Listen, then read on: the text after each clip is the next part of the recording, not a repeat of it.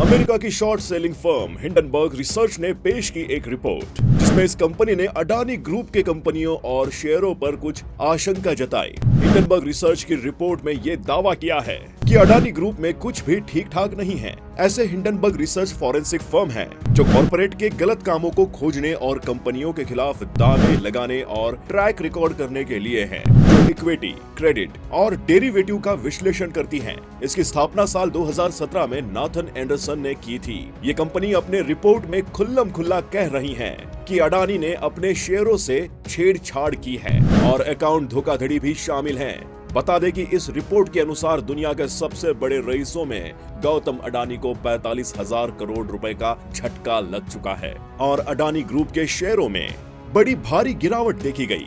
Adani total gas के share पर 20% का लोअर सर्किट लगा, जबकि अडानी एंटरप्राइजेस का शेयर 20% तक नीचे गिर चुका है।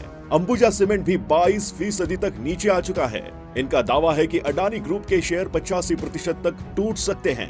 हिंडनबर्ग ने अपनी रिपोर्ट में अडानी ग्रुप पर कुछ गंभीर सवाल उठाए हैं। इस रिपोर्ट में अडानी से पूछा गया कि अडानी ने अपने छोटे भाई राजेश अडानी को अडानी ग्रुप का एमडी क्यों बनाया, जबकि उनके बहुत सारे फ्रॉड के केस चल रहे हैं। उन पर कस्टम टैक्स चोरी, इलीगल कोयला इंपोर्ट करने का आरोप है। अडानी ने अपने बहनोई समीर वोरा का नाम डायमंड ट्रेडिंग स्कैम में आने के बाद भी उन्हें अडानी ऑस्ट्रेलिया डिवीजन का एग्जीक्यूटिव डायरेक्टर क्यों बनाया है। और बात करें तो उनके बड़े भाई विनोद अडानी, जो ऑफशोर शेल कंपनियों के एक विशाल चक्रव्यूह का मैनेजमेंट करते हैं। हाल ही में एक रिपोर्ट के अनुसार BIFL wealth Hurun India reach list 2022, इसके मुताबिक विनोद अडानी सबसे अमीर NRI बनकर उभरे हैं। इनका नाम पनामा पेपर लीक और पेंडोरा पेपर लीक की सुर्खियों में सामने आया था। हिंडनबर्ग की रिपोर्ट के अनुसार राजेश अडानी, जिन पर आरोप है कि उन्होंने हीरो की ट्रेडिंग और इंपोर्ट एक्सपोर्ट स्कीम में मुख्य रोल निभाई थी और इसी इलीगल बिजनेस में नाम आने पर ये 2 बार अरेस्ट हो चुके हैं। इस रिपोर्ट में इन्होंने हीरा घोटाला में समीर वोरा का भी बड़ा हाथ बताया गया है। रिपोर्ट में उन पर आरोप लगाया गया है कि उन्होंने लगातार अपने गलत बयानों के कारण ट्रेडिंग में घोटाला किया है। ऐसे ही और भी बहुत सारे सवाल पूछे गए हैं जिनका जवाब अभी तक अडानी ने नहीं दिया है। अडानी ने कहा कि ये रिपोर्ट्स गलत है, उनको सबके सामने गिराने की एक साजिश है।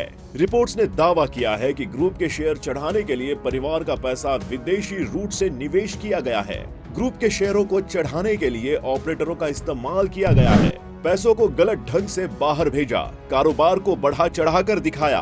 खातों में गड़बड़ी के होने के चलते 8 साल में 4 CFO ने इस्तीफा दे दिया। इसके अलावा इसके साथ वाली की कंपनियों पर अकाउंट में धोखाधड़ी करने के आरोप भी लगाए गए हैं। अडानी ग्रुप की कंपनियों ने शेयरों के भाव बढ़ाने के लिए गलत तरीके अपनाए हैं। ये रिपोर्ट अडानी समूह के प्रतिनिधि कंपनी अडानी एंटरप्राइजेस का FPO आने के ऐन पहले आई है।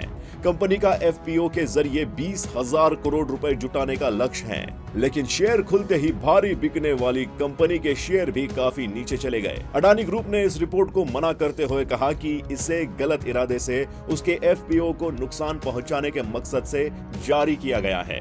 FPO एक पब्लिक ऑफर है जिसमें कंपनियां अपने शेयर पब्लिक को बेचती हैं। अभी हाल फिलहाल में अडानी ग्रुप की FPO मार्केट में आने वाली है, जो 10 वर्षीय कैपिटल प्लानिंग का हिस्सा है, जो कंपनी के फुली फंडेड और डी रिस्क ग्रोथ प्लान के अनुसार है।